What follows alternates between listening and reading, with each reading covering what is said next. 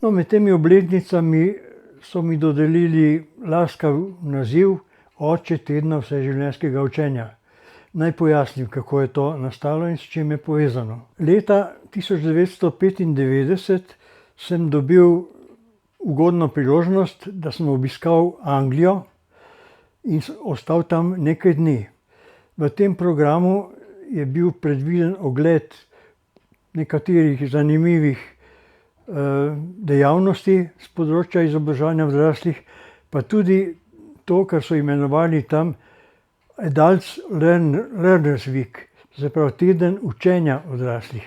Med zanimivostmi, ki sem jih tam videl, so bile prireditve, ki so namenjene nagrajevanju učenja odraslih, ki so s tem učenjem in izobraževanjem pomembno pripomogli k svojemu nadaljnjemu razvoju, tako osebnemu kot tudi poklicnemu. Na teh prireditvah sem spoznal tudi, da so podeljevali nagrade za učenje tistim, ki so bili najbolj zaslužni, da so z učenjem ali izobraževanjem izboljšali svojo kariero ali svojo poklicno pot. Priznanja so dobili bodisi uspešni posamezniki, bodisi organizacije, ki so jim pomagale pri tem učenju in izobraževanju. Ko sem se vrnil v Slovenijo, sem te izkušnje, ki sem jih pridobil v Angliji, prenesel v dejavnost Andragoškega centra Slovenije, s tem, da sem predlagal, da tudi v Sloveniji organiziramo tak teden. Moram pa povedati, da smo pri nas ta teden organizirali drugače kot v Angliji.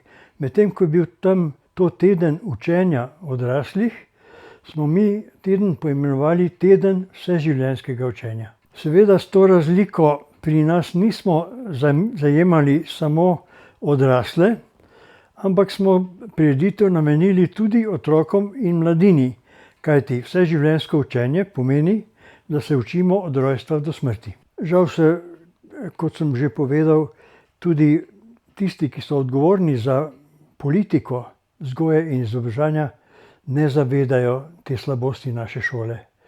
Naša šola je v tem pomanjkljiva, seveda, ker v njej ni dovolj razmišljanja ali prizadevanja za razvijanje pripravljenosti za vseživljenjsko učenje. Iz tega, kar sem zdaj povedal, izhaja, da je teden vseživljenjskega učenja nekakšna spodbuda za razvijanje vseživljenjskosti učenja. In tudi opozorilo politikom in odločevalcem, da je v naši šoli treba marsikaj spremeniti. Da preidem na sedanji čas. Projekt Teden vseživljenjskega učenja je v Sloveniji prerasel v praznik. V njem vsako leto sodeluje 2000 in več prirediteljev. Zgodi se 8000 izobraževalnih dogodkov v različnih krajih, v številnih in različnih krajih Slovenije. Prerašča na nek način v kulturo učenja v Sloveniji. V tem Slovenijo posnemajo že mnoge druge države.